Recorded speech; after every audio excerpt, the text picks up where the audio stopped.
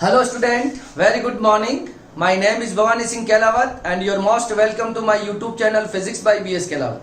तो देखिए बच्चों, हम क्लास 11th की फिजिक्स पढ़ रहे हैं और अभी तक हमने दो इंट्रोडक्शन के लेक्चर किए हैं क्लास 11th के लिए। इंट्रोडक्शन में मैंने आपको सबसे पहले तो मैंने आपको फिजिक्स और साइंस के बारे में ब्रीफ इंट्रोडक्शन दिया था और ये बताया था कि जो साइंस की कितनी ब्रांचेज हैं और हम जो फिजिक्स पढ़ने वाले हैं उसकी मेनली कितनी ब्रांचेज हैं और उसका क्या मीनिंग होता है, ये हमने फर्स्ट लेक्चर में समझने की कोशिश करी थी।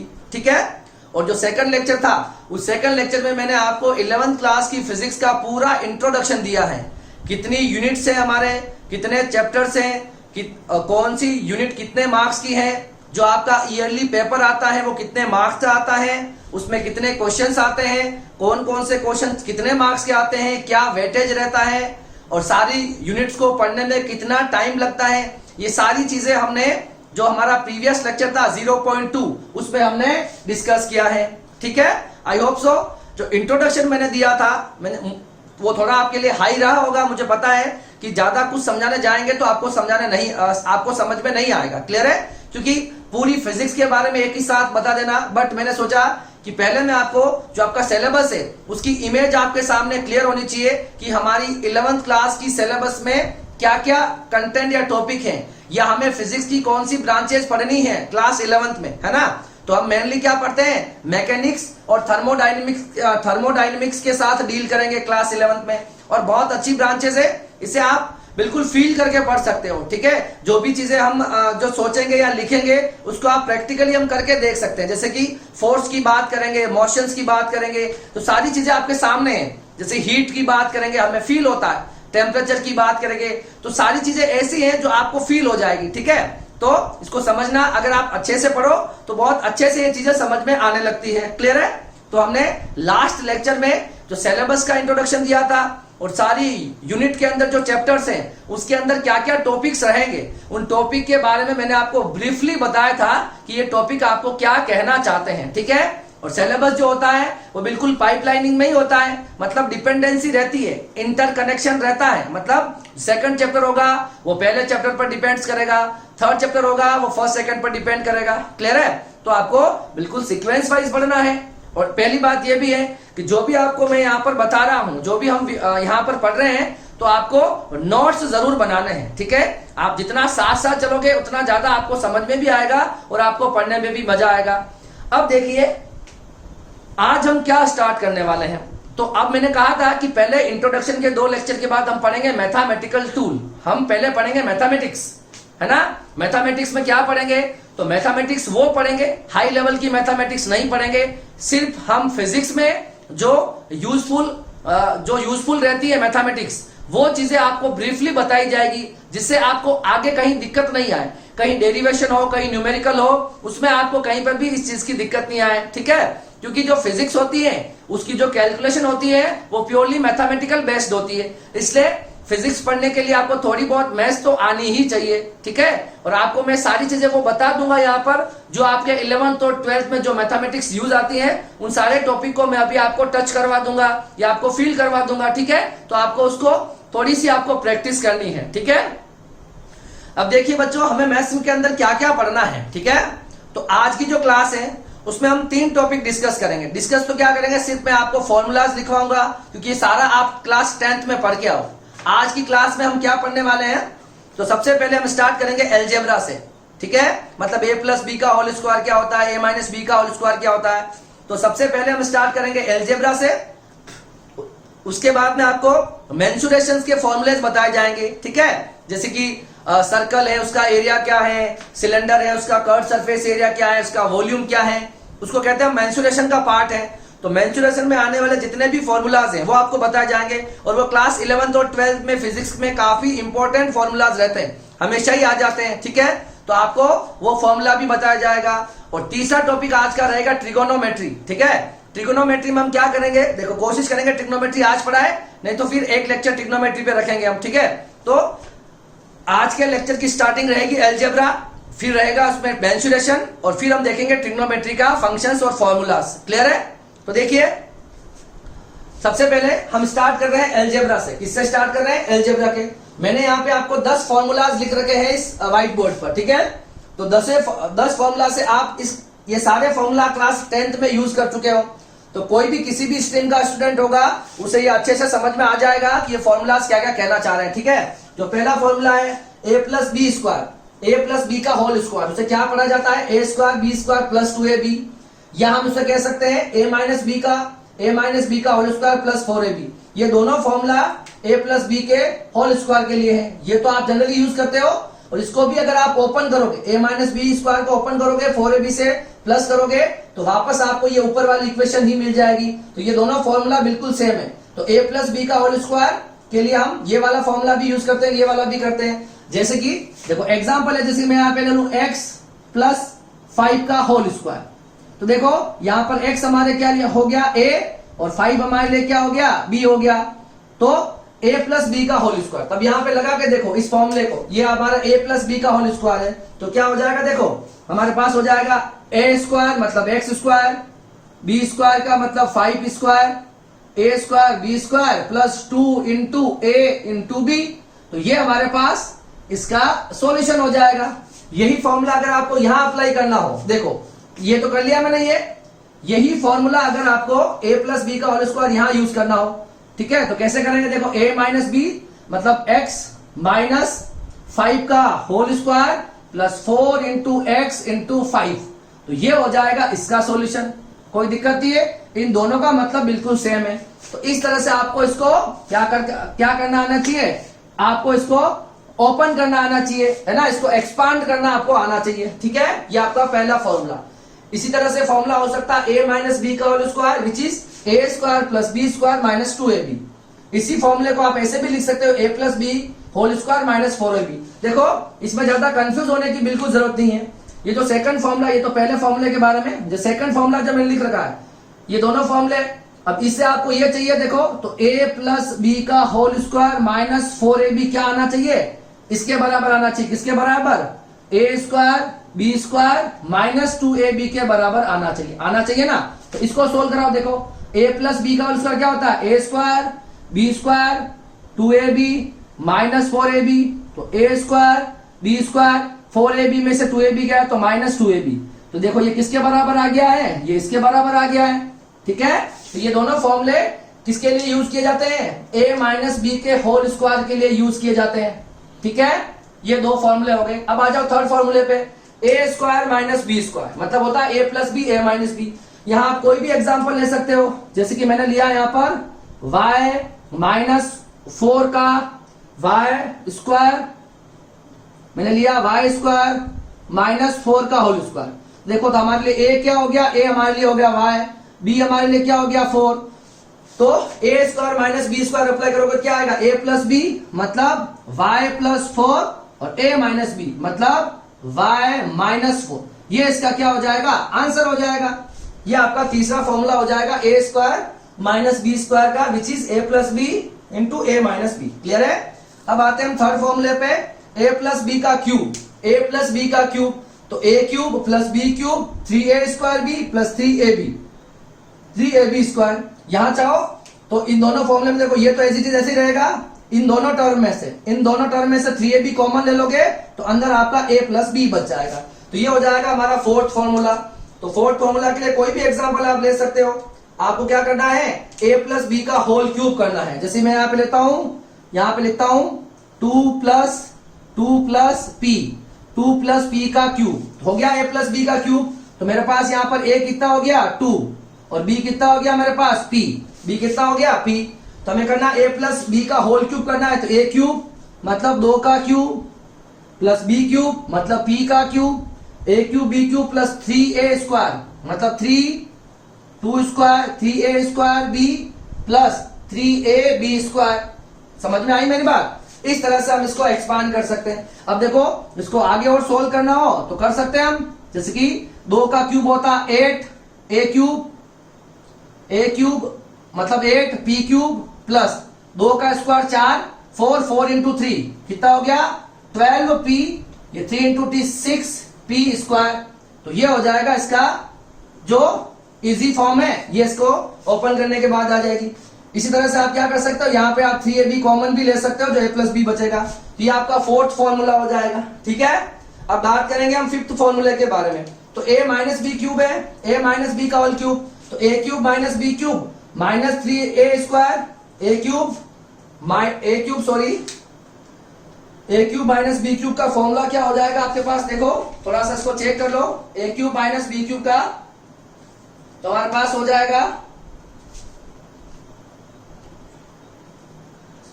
ठीक है, a माइनस बी का whole cube, a minus B का whole cube, a cube minus B cube minus, तो यहां पर आपके रहेगा, ठीक है, यहां पर माइनस ही रहने वाला है, ठीक है। तो a cube minus B cube minus 3a square B plus 3a B square, ठीक है। तो यहां पर हम जब कॉमन ले लेंगे माइनस, तो क्या बच जाएगा अंदर, यहां पर क्या बच जाएगा, देखो माइनस 3b लेंगे तो यहां पर क्या बच जाएगा, ओवरऑल a माइनस बी बच जाएगा हमारे पास, ठीक है। तो ये आपका हो जाएगा फिफ्थ फॉर्मूला। जैसे a प्लस बी का क्यूब है उसी तरह से a माइनस बी का होल क्यूब भी हो जाएगा, ठीक है। a cube minus B cube minus 3a square B plus 3a B square, clear है। a cube minus B cube minus 3a B आप कॉमन ले सकोगे तो b आगे आ जाएगा, a पीछे चला जाएगा, हमारे पास ये बच जाएगा, क्लियर है। अब देखिए fourth formula, a cube plus B cube, तो क्या हो जाएगा, a plus B multiply A square minus A B plus B square, इसी को हम लिख सकते हैं a माइनस बी का होल क्यूब माइनस 3ab और ब्रैकेट में a माइनस बी। तो ये फॉर्मूला किसके लिए हो जाएगा, ये दोनों फॉर्मूले इसके लिए हो जाएंगे, ठीक है। इसी तरह से a cube minus B cube का फॉर्मूला ये भी पॉसिबल है और ये भी पॉसिबल है, कोई भी अप्लाई करो, ठीक है।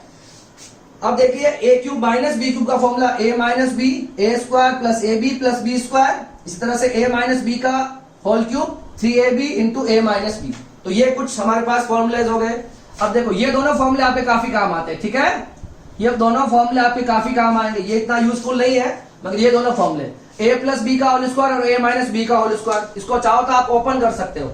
देखो a प्लस बी का होल स्क्वायर लगाओगे तो a square B square 2ab यही होता है, प्लस a माइनस बी का होल स्क्वायर, तो क्या हो जाएगा a square plus B square minus 2ab। अब जब इसको सोल्व कराएंगे देखो तो a स्क्वायर हो जाएगा 2a स्क्वायर बी स्क्वायर हो जाएगा 2b स्क्वायर और ये दोनों आपस में कैंसिल हो जाएंगे, इन दोनों में 2 कॉमन आ जाएगा और अंदर बचेगा a square plus B square, clear है। तो ये आपका ये फॉर्मूला जो काफी इंपॉर्टेंट रहता है, ठीक है, बार बार फिजिक्स में यूज में आएगा। इसी तरह से देखो a प्लस बी का होल स्क्वायर माइनस है अगर, तो हमारे पास ये बच जाएगा, ठीक है। ये फॉर्मूला भी काफी इंपॉर्टेंट है, इसको भी हम चाहो तो इंप्लीमेंट करके देख सकते हो। देखो a प्लस बी का होल स्क्वायर करोगे कितना आएगा, a square B square 2ab, yes, और माइनस है और a माइनस बी का square a square B square minus 2ab। अब बाहर माइनस है, अंदर वाले सिंबल चेंज हो जाएंगे, a square B square 2ab minus a square minus B square plus 2ab, अंदर वाला ये माइनस का हो जाएगा, ये माइनस का ये प्लस का हो जाएगा, क्योंकि माइनस से हम मल्टीप्लाई कर रहे हैं। अब देखिए a स्क्वायर से a square cancel, b square से b स्क्वायर कैंसिल, तो 2ab कितना हो जाएगा 4ab। देखो ये क्या आ रहा है 4ab, ये आपका 9th फॉर्मूला हो गया। और जो लास्ट 10th फॉर्मूला बचता है a प्लस बी प्लस सी का होल स्क्वायर, इसमें तो कोई दिक्कत नहीं, आप कुछ भी कर लो।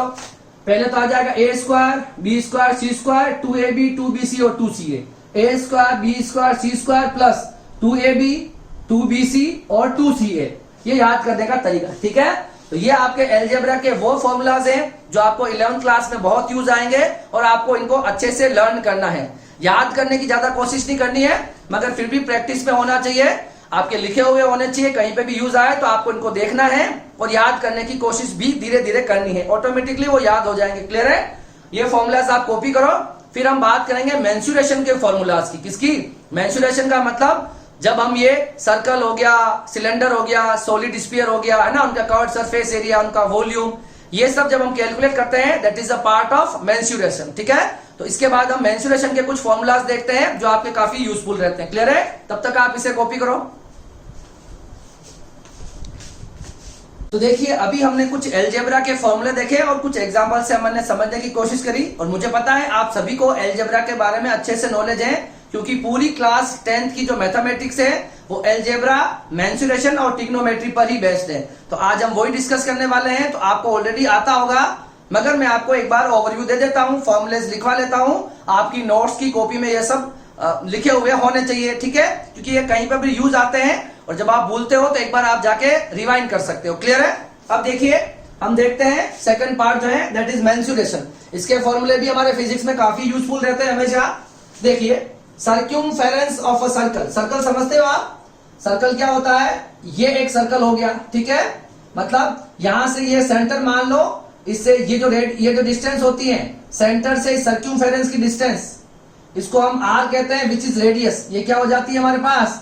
ये हमारे पास हो जाती है रेडियस, और इस पूरी डिस्टेंस को बोला जाता है डायमीटर। क्या बोला जाता है? ये सर्क्यूमफेरेंस है, सर्क्यूमफेरेंस पासिंग फ्रॉम द सेंटर, इसको हम क्या कहते हैं? डायमीटर कहते हैं। क्या पूछा गया है? ये जो आपको लेंथ दिख रही है, ये पूरा सर्क्यूमफेरेंस है। इस सर्क्यूमफेरेंस जो होता है, इसकी जो लेंथ होती है, सर्क्यूमफेरेंस ऑफ सर्कल कितना होता है? 2 पाई आर। कितना होता है? 2 पाई और आर। आर का मतलब रेडियस है, और अगर आप, और रेडियस और डायमीटर में क्या रिलेशन है बताओ? डायमीटर जो होता है वो रेडियस के 2 टाइम्स होता है। क्या होता है? रेडियस को 2 बार ऐड कर लो, डायमीटर आ जाएगा। तो ये 2 इंटू आर को मैं डायमीटर लिख सकता हूं। तो circumference of a circle 2 pi R हो सकता है या पाई डी हो सकता है, दोनों में से आप कोई भी यूज कर सकते हो, ठीक है। पहला फॉर्मूला। अब आ जाते हैं हम सेकंड फॉर्मूला पे। एरिया ऑफ अ सर्कल, मतलब ये आपका सर्कल है, ये आपकी सर्कल की रेडियस है, और आपको पूछा गया ये एरिया, अंदर वाला एरिया है ना, ये एरिया मतलब एक प्लेट टाइप ही होता है, तो ये इसका एरिया कितना है ये पूछा गया, अंदर वाला कितना है ये एरिया आपसे पूछा गया है। तो एरिया का फॉर्मूला हो जाएगा pi R square, pi into R का मतलब यहां पर भी रेडियस है, ठीक है। अंडरस्टूड है तो अब कि पाई आर स्क्वायर, या अगर आप चाहते हो तो यहां पर आर की जगह क्या रख सकते हो? देखो डी बराबर क्या होता है? 2r, तो आर की जगह रखा जा सकता है d/2। आर बराबर क्या होता है? d/2। यहां पर आप d/2 रखो आर की जगह, तो d स्क्वायर अपॉन 2 स्क्वायर, तो d स्क्वायर अपॉन 4 आ जाएगा। तो ये आपका एरिया ऑफ अ सर्कल होता है। क्लियर है? अब चलते हैं हम थर्ड फॉर्मूला पे, surface area of a sphere.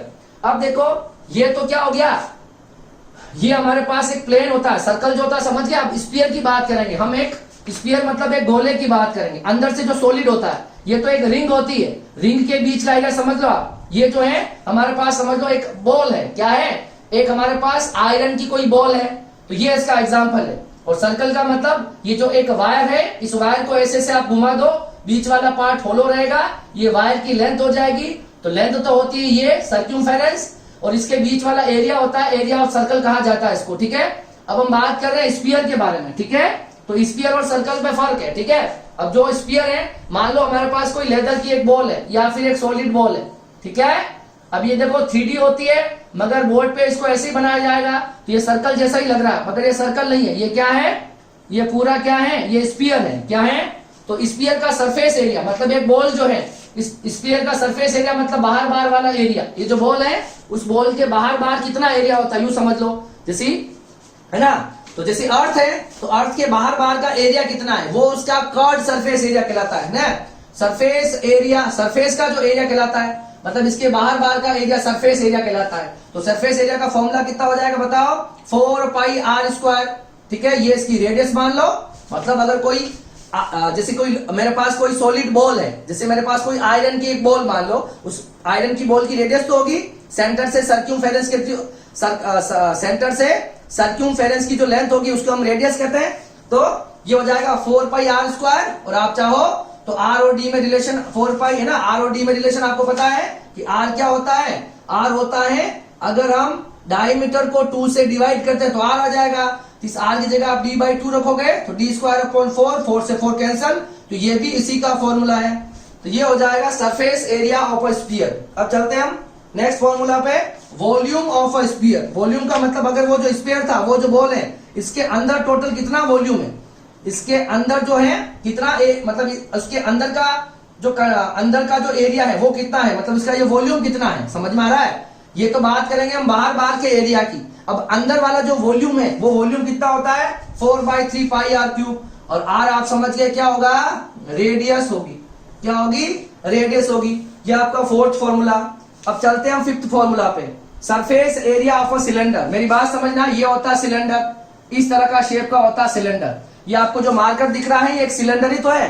तो अब जो सिलेंडर होता है, अब इसमें कितना कितना एरिया होता है सुनना। ये होते हैं इसके क्रॉस सेक्शन एरिया दो, तो ये वाला पार्ट और ये वाला पार्ट इसका क्रॉस सेक्शन एरिया है। और ये जो बाहर बाहर वाला हिस्सा आपको जो दिख रहा है पूरा, ये इसका कर्व्ड सरफेस कहलाता है। क्या कहलाता है? Curved surface area. तो आपको इसका पूरे का पूरा ये वाला एरिया भी चाहिए, आपको पूछा गया है कि ये सिलेंडर है, इस सिलेंडर का सरफेस एरिया, तो ये वाला एरिया भी आएगा, अब ये वाला ऊपर वाला एरिया भी आएगा, नीचे वाला एरिया भी आएगा, तो एक हो जाएगा 2 पाई आर स्क्वायर। देखो ऊपर वाला एरिया होता है पाई आर स्क्वायर, एक सर्कल है, नीचे भी एक सर्कल है, तो पाई आर स्क्वायर, तो पाई आर स्क्वायर और पाई स्क्वायर हो गया 2 पाई आर स्क्वायर। और मान लेते हैं इसकी लेंथ कितनी है, एल है, कितनी है, तो ये वाला जो एरिया है, ये वाला बाहर कर्व सरफेस, ये हो जाएगा 2 पाई आर एल, ऊपर वाला पाई आर स्क्वायर, नीचे वाला पाई आर स्क्वायर, तो पाई आर स्क्वायर हो गया 2 पाई आर स्क्वायर। और ये जो एरिया है, ये हो जाएगा आपका curve surface area 2 pi R L. ठीक है, इसमें से 2 पाई आर को कॉमन ले लो तो आर प्लस एल बच जाएगा। ठीक है, ये आपका 5th फॉर्मूला हो गया, surface area of a cylinder. ये जो मार्कर दिख रहा है ये एक सिलेंडर है। अब आपको चाहिए वॉल्यूम ऑफ अ सिलेंडर, मतलब इसके अंदर वाला जो कंटेंट, अंदर वाला जो वॉल्यूम है, बाहर नहीं, बाहर का तो एरिया हो गया, अंदर कितना, अंदर का जो वॉल्यूम है वो होता है 4 पाई आर स्क्वायर एल। कितना होता है 4, ये वाला, ये सिलेंडर है, तो इसके, ये तो बाहर की बात करेंगे, अब हम अंदर की बात करेंगे। अंदर का जो है ना ये वॉल्यूम, अंदर का जो वॉल्यूम होता है that is 4 pi R square L. क्या हो जाएगा, एल क्या होता है, तो ये इसका एल होता है, आर क्या होती है, तो ये इसकी आर होती है, पाई आर स्क्वायर एल। ठीक है, ये सिलेंडर के बारे में इंफॉर्मेशन है। अब देखो आगे, curved surface area of cone. Cone होता है इस तरह से, ये कोन देखा हुआ आपने कोई आइसक्रीम का कभी कोन देखा हो, तो देखो ये कोन, ये तो लाइन है, ये 2 लाइन है, पहली लाइन और दूसरी लाइन, ये एंगल को थीटा बोलता हूं, ये एंगल दूसरा होता है, इसको हम ओमेगा बोलते हैं। इस वाले एंगल को बोला जाता है प्लेन एंगल। क्या बोला जाता है, प्लेन एंगल बोला जाता है। और ये आपका जो होता है omega, that is solid angle. क्या होता है, सॉलिड एंगल। ये फर्क है, हम बात कर रहे हैं कोन की, नाम से ही पता चल रहा है। तो कोन का जो सरफेस एरिया है, बाहर वाला एरिया, ये वाला, ये कोन का जो सरफेस एरिया, ये हो जाएगा पाई आर एल। क्या हो जाएगा, पाई आर एल। तो ये हो जाएगा आपका आर, और ये जो लेंथ हो जाएगी कितनी हो जाएगी आपकी, एल हो जाएगी, तो पाई आर एल। इसी तरह से अगर आपको इस कोण का अगर वॉल्यूम भी निकालना है, ठीक है, ये अगर आपका कोण है और इस कोण का अगर वॉल्यूम भी निकालना है, अंदर वाला पार्ट, ये सारा इसका वॉल्यूम निकालना है, अंदर जो रहेगा दैट इज वॉल्यूम। तो वॉल्यूम क्या हो जाएगा, 1/3 पाई आर स्क्वायर एच। क्या हो जाएगा, ये आपका आर हो जाएगा, तो 1/3 पाई आर स्क्वायर एच हो जाएगा। क्लियर है, और एच आपकी ये रहती है, ये आपकी एच हो जाएगी, ये आपकी एल होती है। जैसे इसमें ये आपकी एल है और ये वाली जो 90 डिग्री वाला है ये आपका एच होता है। ठीक है, तो वॉल्यूम ऑफ कोण भी समझ में आ गया। ठीक है, सॉरी, वॉल्यूम ऑफ अ कोण। अब हम बात करेंगे वॉल्यूम ऑफ अ क्यूब। किसकी बात करेंगे, क्यूब। क्यूब समझते हो, इस तरह का एक कोई भी बॉक्स ले लो आप, ये आपका क्यूब होता है, ये पूरा क्या होता है, क्यूब। क्या होता है, तो क्यूब के डायग्राम आप समझ में आ गए। ये इसके कितने फेजेस होते हैं, देखो क्यूब क्या होता है बताओ, एक फेज तो सामने वाला, एक पीछे वाला, और देखो जो आपका रूम होता है, आपका जो रूम है उसमें 4 तो दीवारें हो जाएगी, तो 1 2 4 फेसेस तो ये हो जाएंगे चारों साइड वाले, 1 2 3 और 4, एक ऊपर वाला, 5वां एक नीचे वाला, एक छत हो जाएगी, एक तो रूफ हो जाएगी, एक आपकी क्या हो जाएगी, फर्श हो जाएगी। तो ये 4 तो चारों दीवारें, 1 2 3 4, एक अपर वाला एक डाउन वाला, 6। तो आपको इसका वॉल्यूम निकालना है। क्या निकालना है, वॉल्यूम निकालना है। तो क्या होता है, मान लो इसकी साइड ए है, क्या है, साइड ए, तो इसका क्या कर दो, क्यूब कर दो। साइड का क्यूब कर देंगे तो क्या आ जाएगा, इसका वॉल्यूम आ जाएगा। क्या आ जाएगा, इसका वॉल्यूम आ जाएगा। क्लियर है, तो ये हो जाएगा क्यूब का वॉल्यूम। अब बात करेंगे हम surface area of a cube, मतलब ये ऊपर वाला है, ये जो फेजेस हैं, मतलब छत को ऊपर से देख लो, इन छह साइड को बाहर से आप एरिया निकाल लो, तो 1 का निकाल के 6 से मल्टीप्लाई कर दो। भाई 1 का एरिया कितना होगा, एक फेज है, ठीक है, इसका कितना होगा भाई, ये हो गया आपके पास एक स्क्वायर जैसा, इसका जैसा स्क्वायर जैसा, और स्क्वायर का एरिया क्या होता है, ए स्क्वायर। तो 1 का एरिया आ जाएगा मेरे पास ए स्क्वायर, और ऐसी हमारे पास 6 साइड है, तो 6 इंटू क्या कर देंगे, ए स्क्वायर कर देंगे, तो क्या आ जाएगा, surface area of a cube. समझ में आ रहा ना भाई, जो क्यूब होता है वो 6 स्क्वायर से मिलकर बनता है, एक ऊपर एक नीचे और 4 साइड में 6 स्क्वायर होते हैं। एक स्क्वायर का एरिया कितना होता है, ए स्क्वायर, है ना। तो हमारे पास इसमें 6 स्क्वायर बन रहे हैं, तो 6 इंटू ए का होल स्क्वायर। तो ये आपके जो मेंसुरेशन के फॉर्मूले हैं जो आपके यूजफुल होते हैं, ठीक है, तो इनको आपको अच्छे से पढ़ना चाहिए। ये आपको 12th में जो है, जो 11th क्लास है उसमें बहुत इंपॉर्टेंट है, और 12th में भी बहुत इंपॉर्टेंट है। जहां आप मोमेंट ऑफ इनर्शिया पढ़ोगे वहां आपको ये सारे फॉर्मूले वापस यूज में आएंगे, ठीक है। तो अभी से आपको इसको अच्छे से पढ़ना चाहिए, ठीक है। ये आपने देख लिया। अब हम दो टॉपिक और देख लेते हैं इसके बाद। एक आपने क्वाड्रेटिक इक्वेशन के रूट्स कैसे निकालते हैं। क्वाड्रेटिक इक्वेशन आपने सुना होगा, तो क्वाड्रेटिक इक्वेशंस के रूट्स कैसे निकाले जाते हैं। और एक आपके पास होता है बाइनोमियल थ्योरम। तो एक जैसे कि क्वाड्रेटिक इक्वेशन क्या कहती है और उस पर एक कोई भी एग्जांपल, इसी तरह से बाइनोमियल थ्योरम क्या कहती है उस पर हम एक एग्जांपल देख लेते हैं, ठीक है। तब तक आप इसे कॉपी करो। तो अब देखिए अभी हमने क्या क्या देखा है। हमने अलजेब्रा के फॉर्मूला देखे हैं, उसको समझा है, और फिर हमने मेंसुरेशन के फॉर्मूलाज को देखा है और उसे समझा है। अब हम देखने वाले हैं क्वाड्रेटिक इक्वेशन क्या होती है, ठीक है। तो आपने 10th क्लास में क्वाड्रेटिक इक्वेशन के साथ बहुत बार डील किया है और लगभग बहुत सारी यूनिट्स जो चैप्टर्स है वहां पर क्वाड्रेटिक इक्वेशन का यूज होता है, ठीक है। हम वापस एक बार ब्रीफली देख लेते हैं इसको। जो क्वाड्रेटिक इक्वेशन होती है सेकंड डिग्री की, है ना, मतलब ax² plus bx plus c, ये आपकी क्वाड्रेटिक इक्वेशन कहलाती है। अगर इस तरह की इक्वेशन आपको दे रखी हो सेकंड डिग्री की, ठीक है, इसको हम क्या कहते हैं, क्वाड्रेटिक इक्वेशन कहते हैं। और इस क्वाड्रेटिक इक्वेशन के अगर आपको रूट्स निकालने हैं, क्या निकालने हैं, इन क्वाड्रेटिक इक्वेशन के अगर आपको रूट्स निकालने हैं तो कैसे निकाले जाएंगे, तो उस रूट्स के बारे में हम बात कर लेते हैं, ठीक है। अगर हमें ये क्वाड्रेटिक इक्वेशन है, इसके रूट्स निकालने, इट मींस इसके x की वैल्यूज निकालनी है। x की दो वैल्यूज आएगी, एक पॉजिटिव और नेगेटिव, दोनों वैल्यूज कैसे निकाली जाएगी, तो -b plus minus √b² minus 4ac upon 2a। तो इसमें देखो सबसे पहले ये a जो है, ये a क्या है, ये a हो जाएगा x², है ना, कोफिशिएंट ऑफ x²। क्या हो जाएगा, कोफिशिएंट ऑफ x², मतलब x² के साथ जो होता है वो आपका हो जाएगा a, ठीक है। इस तरह से b जो हो जाएगा द कोफिशिएंट ऑफ x हो जाएगा, कोफिशिएंट ऑफ x हो जाएगा। और c आपका जो कांस्टेंट होता है, क्या होता है, जो भी कांस्टेंट वैल्यू दे रखी है वो आपका c हो जाएगा। ये तीनों वैल्यूज आपको इस फॉर्मूले में रखनी है और आपको इनके रूट्स निकालने हैं। क्या निकालने हैं, रूट्स निकालने हैं। अब देखिए हम कोई भी एक एग्जांपल ले सकते हैं। देखो हमने ये एग्जांपल लिख रखा है, ये आपको क्या दिख रही है, ये आपको एक क्वाड्रेटिक इक्वेशन दिख रही है। क्या दिख रही है, क्वाड्रेटिक इक्वेशन दिख रही है। इस क्वाड्रेटिक इक्वेशंस के आपको रूट्स निकालने हैं। क्या निकालने हैं, आपको रूट्स निकालने हैं, मतलब आपको x की वैल्यूज निकालनी है, ठीक है। तो सबसे पहले इसमें आपको फॉर्मूला ये यूज करना है, x equal to -b plus minus √b² minus 4ac upon 2a। अब इसके लिए आपको क्या चाहिए, abc की वैल्यू चाहिए। देखो तो a की वैल्यू क्या हो जाएगी, बताओ, a की वैल्यू हो जाएगी x² का कोफिशिएंट, मतलब a की वैल्यू हो जाएगी 6। कितनी हो जाएगी, 6। अच्छा, b की वैल्यू कितनी हो जाएगी, x का कोफिशिएंट दैट इज -13, सिंबल का भी ध्यान रखना है, -13। और c की वैल्यू हो जाएगी, वो हो जाएगी 6। ये हो जाएगी, ये आपका कांस्टेंट है 6। अब इन वैल्यूज को याद रखना है और आपको आंसर निकालना है, ठीक है।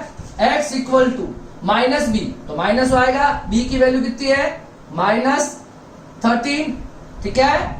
यहां पे आ जाएगा प्लस माइनस, फिर √b² -13 का स्क्वायर माइनस 4 इंटू a की वैल्यू है 6, 4ac, c की वैल्यू भी कितनी है, c की वैल्यू भी हमारे पास कितनी है, 6 है, upon 2a, upon 2 into a कितना है बताओ, a हमारे पास है 6। अब इसको हम सोल्व कराएंगे और इसके रूट्स निकालेंगे, ठीक है। तो देखो x कितना आया, यहां पर ये माइनस माइनस हो गया प्लस, तो ये हो गया प्लस का 13, अंदर है प्लस माइनस √b², क्या है बताओ, √b² माइनस 13 का स्क्वायर, तो 169 माइनस 13 का स्क्वायर प्लस का 169 हो जाएगा, ये -4ac, ठीक है। तो ये कितना हो जाएगा, देखो ये कितना हो जाएगा हमारे पास 4ac, देखो बताओ, ये हो जाएगा 144। एक बार मल्टीप्लाई करके देख लो, 36 इंटू 4, ठीक है, 144 हो जाएगा। और आगे क्या आ गया, 2 इंटू 6 कितना आ जाएगा, 12 आ जाएगा। क्लियर है। आगे देखो अब x equals to 13 plus minus 169 minus 144, ये आ जाएगा 25 अपॉन 12, ठीक है। x equals to 13 plus minus 25 का अंडर रूट कितना होता है 5/12 कितना आ गया 5/12। अब देखो ये जो वैल्यू है इसमें यहाँ पर पॉजिटिव भी है और नेगेटिव भी है, बीच में दोनों है। तो पहले हम पॉजिटिव के साथ डील करेंगे। तो x इक्वल्स टू 13 प्लस 5/12 ये कितना हो गया 18/12 और ये 6 से हम इसको कर देंगे 3 टाइम्स और 2 टाइम्स 3/2। अब ये जो नेगेटिव होगा एक बार हम नेगेटिव यूज करेंगे x इक्वल्स टू 13 माइनस 5/12 ठीक है। ये हो जाएगा आपके पास 8/12 ये आपका हो जाएगा 2/3 कितना हो जाएगा 2/3 हो जाएगा। तो ये दोनों जो निकले हैं ये इनके रूट्स निकले हैं। क्या निकले हैं ये क्या है इनके रूट्स निकले हैं। क्लियर है। तो ये आपकी क्वाड्रेटिक इक्वेशन होती है। इसके लिए ये फॉर्मूला है। इसके लिए एबीसी की इस तरह से वैल्यूज निकाली जाती है और इस तरह से इसका सॉल्यूशन कैलकुलेट किया जाता है ठीक है। तो ये आपका है क्वाड्रेटिक इक्वेशन। इस क्वाड्रेटिक इक्वेशन को आप कॉपी करो, फिर मैं आपको बाइनोमियल थ्योरम के बारे में बता देता हूं ठीक है। इसके बारे में बाइनोमियल थ्योरम के बारे में हम देख लेते हैं ठीक है।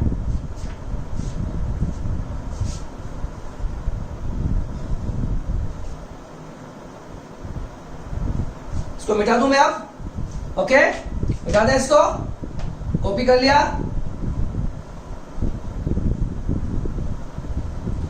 अब देखो अब हमें देखना है बाइनोमियल थ्योरम के बारे में। किसके बारे में बाइनोमियल थ्योरम क्या होती है ये भी हमारे कभी कभी यूज आती है ठीक है।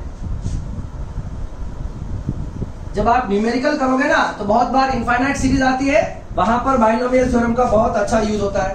तो देखिए यहां पर हम क्या पढ़ रहे हैं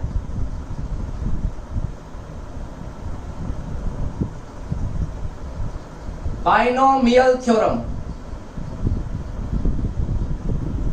ठीक है। अब बाइनोमियल थ्योरम में क्या है देखो, तो यहां पर हम क्या लिख रहे हैं देखो 1 plus X to power n इसका सॉल्यूशन क्या होगा। ये है बाइनोमियल थ्योरम ठीक है। 1 प्लस एक्स की पावर n का सॉल्यूशन। अब यहां पे देखो n is a integer. n क्या होना चाहिए इंटीजर। ये पॉजिटिव नेगेटिव और फ्रैक्शनल सारे पॉसिबल है, पॉजिटिव नेगेटिव और फ्रैक्शनल ठीक है। And x is a real number. क्या होना चाहिए x एक रियल नंबर होना चाहिए। तो हम बाइनोमियल थ्योरम को अप्लाई कर सकते हैं। 1 प्लस एक्स की पावर n है, इसका सॉल्यूशन जो है इसके लिए ये जो होता है इसका सॉल्यूशन बाइनोमियल थ्योरम से हम फाइंड आउट करते हैं। अब यहाँ पर जो x जो है x होना चाहिए रियल नंबर और n होना चाहिए इंटीजर, पॉजिटिव नेगेटिव या फ्रैक्शनल कुछ भी हो सकता है। तो देखिए इसका जो सॉल्यूशन होता है बाइनोमियल थ्योरम का 1 प्लस एक्स की पावर n, तो इसका आंसर आता है देखो 1 plus nx n into n minus 1 2 factorial. मैं बता रहा हूं क्या मतलब है फैक्टोरियल का, x square n into n minus 1 n minus 2 x का क्यूब 3 फैक्टोरियल। और ये कहां तक चलता रहेगा ये आपके n तक चलता रहेगा। क्लियर है। देखिए क्या मतलब है, ये जो है ये आपको बाइनोमियल थ्योरम दिख रही है। ये क्या है आपकी, ये आपकी बाइनोमियल थ्योरम है। 1 प्लस एक्स की पावर n, तो 1 plus N X n into n minus 1 2 factorial. तो मैं आपको पहले फैक्टोरियल की कहानी समझा देता हूं ठीक है। ये जो आपका फैक्टोरियल होता है, जैसे कि आपको देखो यहां पर आपको दे रखा, सपोज समझना यहां पर दे रखा जैसे कि 4 फैक्टोरियल। तो 4 फैक्टोरियल को कैसे सोल्व करेंगे, 4 में से 1 माइनस करो 3 में से 1 माइनस करो 2 में से 1 माइनस करो 1 के बाद में नहीं, एंड कहां तक जाएगा 1 तक जाएगा। तो कितना आ गया, कितना आ गया ये 24। ये आपके फैक्टोरियल का सॉल्यूशन होता है। जैसे यहां पे मैं लिखता हूं 3 फैक्टोरियल, तो क्या हो जाएगा 3 इंटू 2 इंटू 1, ये आंसर आ जाएगा 6। मैं यहाँ पे कुछ और लिख दूं, मैं यहाँ पे लिख दूं 2 फैक्टोरियल, तो आंसर हो जाएगा 2 इंटू 1 दैट इज 2। मैं यहाँ पे लिखता हूँ 1, तो 1 इंटू 1 कर देंगे, ये आ जाएगा 1। तो फैक्टोरियल का मतलब कुछ इस तरह से सोल्व किया जाता है ठीक है। अच्छा अगर हम बात करेंगे अगर ऐसा हो तो n फैक्टोरियल तो होगा, तो n फैक्टोरियल को देखो n से यहाँ 4 है, 4 में से 1 कम किया 3, तो n पहले n लिखेंगे, फिर हम क्या करेंगे n में से 1 माइनस करेंगे n माइनस 1, फिर उसमें से एक और माइनस करेंगे n-2, फिर इसमें से एक और माइनस करेंगे n-3, और ये चलता रहेगा। लास्ट में आपका 3, 2 और एंड कहां पर होता है? हमेशा 1 पर होता है। तो ये आपके होते हैं फैक्टोरियल्स। इस तरह से कैलकुलेट किए जाते हैं। तो किसी के भी पीछे फैक्टोरियल लिखा हुआ है तो उसमें से वो नंबर रखने हैं, उसमें से एक एक कम करते हुए जाना है, और कहां तक चले जाना है? 1 तक चले जाना है। ये आपके फैक्टोरियल्स हो जाएंगे। ठीक है, ज्यादा डिटेल में हम बात नहीं कर रहे हैं मैथमेटिक्स की। ठीक है, मैं आपको जस्ट बता रहा हूं कि फैक्टोरियल को कैसे सोल्व किया जाता है। ठीक है, तो जो भी आपको डिजिट दे रखी है उसमें से 1 1 माइनस करोगे और कहां तक जाओगे? 1 तक जाओगे। जैसे कि यहाँ पर n फैक्टोरियल था तो यहाँ n में से एक माइनस किया, फिर एक और माइनस किया 2, एक और माइनस किया 3, तो कहां तक जाएंगे? 1 तक जाएंगे। अब इसका हम एक एग्जाम्पल देख लेते हैं। क्या देख लेते हैं? इसका कोई भी एक एग्जाम्पल देख लेते हैं। जैसे कि मैं लिखता हूं 1 + x/2 पावर 4/3। अब इसका मुझे सॉल्यूशन निकालना है। अब देखो ये कुछ इसी तरह से दिख रहा है आपको इस तरह से।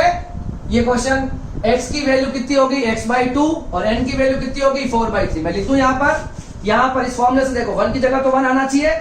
x की वैल्यू यहाँ पर होगी x/2 और n की वैल्यू पावर में जो है वो कितनी है? 4/3। अब मान लो हमें इसे कहां तक सोल्व करना है? 4 स्टेप तक सोल्व करना है। हमें इसको कहां तक सोल्व करना है? 4 टर्म तक। कहां तक?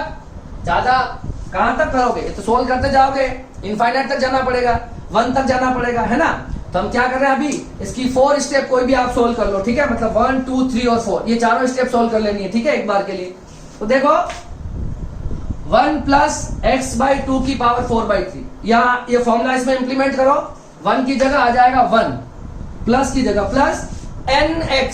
तो हमारा n कितना है बताओ? 4/3। x कितना है? x/2। खत्म। ये होगी सेकंड स्टेप। पहली स्टेप दूसरी स्टेप खत्म होगी। अब चलेंगे हम थर्ड स्टेप पर। n × n-1। n कितना है? 4/3। n × n-1 तो n-1 ये आ गया। n × n-1 x²। x कितना हमारे पास? x/2। तो ये हो जाएगा x/2 का होल स्क्वायर। और नीचे कितना है? 2 फैक्टोरियल। ये हो जाएगा 2 × 1। क्लियर है? अब चलेंगे हम इस फोर्थ स्टेप पर। फोर्थ स्टेप क्या है? n × n-1 n-2। ठीक है, ये हो गया n, ये हो जाएगा n-1, फिर हो जाएगा n-2 और लास्ट में है x का क्यूब। ये हो जाएगा x/2 का क्यूब अपॉन कितना है? 3 फैक्टोरियल। तो 3 फैक्टोरियल का आंसर क्या होगा? 3 × 2 × 1। इसको आप सॉल्व कर लो, सिंप्लीफाई कर लो, यही इसकी बायनोमियल थ्योरम का आंसर हो जाएगा। ये हो गया 1 की जगह 1। अब देखो ये हो गया 4 × x। देखो ये 2 से 4 कटा 2 टाइम्स, ऊपर हो गया 2x/3। क्लियर है? अब आ जाओ इस पर। यहां पर ध्यान पे देखो 4/3 तो ये आ गया। अब इसमें कितना होगा बताओ? एलसीएम लेंगे तो 4 - 3 और ये x का स्क्वायर x², 2 का स्क्वायर 4 अपॉन में क्या आ जाएगा? 2 आ जाएगा। अब फोर्थ स्टेप देखो, ये आ जाएगा 4/3। यहां पर एलसीएम लेंगे तो कितना आ जाएगा? 4 - 3। यहां पर भी एलसीएम लेंगे, 3 एलसीएम आ जाएगा तो ये हो जाएगा 4 - 6।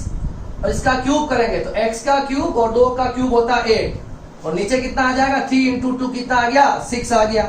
ठीक है, अब ये देख लो 1 + 2x/3 4/3। देखो ध्यान से देखना, ये 4 से 4 साफ साफ कैंसिल हो रहा है। 4 - 3 1 बच रहा है, हाँ या ना? 4 - 3 1 बच रहा है। 3 × 3 कितना हो गया?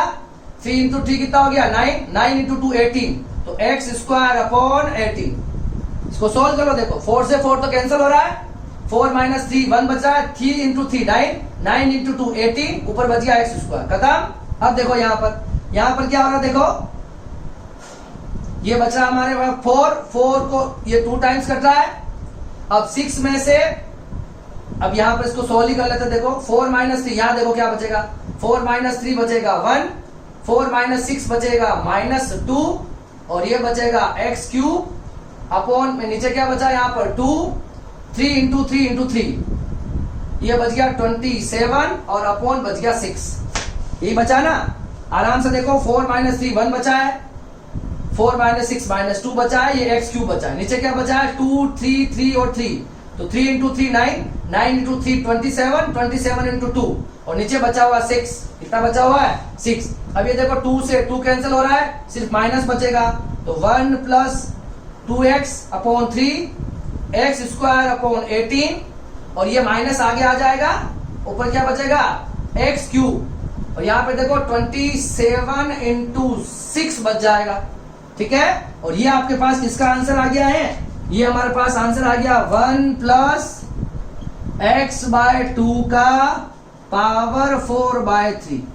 ये आपके पास इसकी 4 स्टेप तक का या 4 टर्म का आंसर हो गया। क्लियर है, तो इस तरह से हम बाइनोमियल थ्योरम को लगाते हैं। ठीक है, थोड़ी सी प्रैक्टिस करना। फॉर्मूला ये है, ठीक है, 1 ये आपका x होता है, यहां पर जो भी है ये आपका x कहलाता है। ठीक है, और यहां पर जो भी होता है ये आपका n कहलाता है। इस फॉर्मूले के अंदर एज इट इज पुट कर दो। फैक्टोरियल का मतलब मैंने आपको ऑलरेडी यहां समझा दिया है कैसे फैक्टोरियल को सोल्व किया जाता है। ठीक है, तो आज हमने क्या पढ़ा है, आज हमने अलजेब्रा के फॉर्मूले पढ़े हैं, मेंसुरेशन के फॉर्मूले पढ़े हैं, क्वाड्रेटिक इक्वेशन और उसका एग्जांपल देखा है, और हमने बाइनोमियल थ्योरम और उसका एग्जांपल देखा है। अब देखिए हमारे पास मेजर 4 टॉपिक बचते हैं मैथमेटिक्स टूल के, ट्रिग्नोमेट्री, डिफरेंशिएशन, इंटीग्रेशन और लॉगरिथमिक। क्या क्या बचा है देखो, इसके बाद वाली क्लास होगी ट्रिग्नोमेट्री पर, किस पे होगी, ट्रिगोनोमेट्री पर होगी। उसके बाद होगी डिफरेंशिएशन पे, किस पे होगी, डिफरेंशिएशन पे होगी। उसके बाद इंटीग्रेशन पे होगी, किस पे होगी, इंटीग्रेशन, और लास्ट में हो जाएगी लॉगरिथम पर क्लास हो जाएगी, लॉगरिथम पर लॉग और एंटी लॉग कैसे लेते हैं। तो ये हमारे पास 4 क्लासेस होने वाली। अब हो सकता है ट्रिग्नोमेट्री पर सिर्फ एक ही क्लास होगी, डिफरेंशिएशन पर हो सकता है 2 क्लासेस हो जाए, इंटीग्रेशन पे इस पे भी 2 क्लास हो जाए, इस पे भी 2 क्लास हो जाए। ठीक है, कोशिश करेंगे थोड़ा लेक्चर लंबा करके सभी को एक एक लेक्चर में कंप्लीट कराया जाए, ताकि आपको मैथमेटिकल टूल अच्छे से समझ में आ जाए। तो मेनली मान लो 5 या 6 लेक्चर और बनेंगे मैथमेटिकल टूल्स के। उसके बाद हम पहला चैप्टर और पहली यूनिट स्टार्ट करेंगे फिजिकल वर्ल्ड से। क्लियर है, तो आपको जो भी बताया जा रहा है आप सिंसियरली आपको नोट्स बनाने हैं और प्रैक्टिस करनी है। क्लियर है, तो आज की क्लास में इतना ही। अब हम मिलेंगे नेक्स्ट क्लास में, तब तक के लिए थैंक यू सो मच।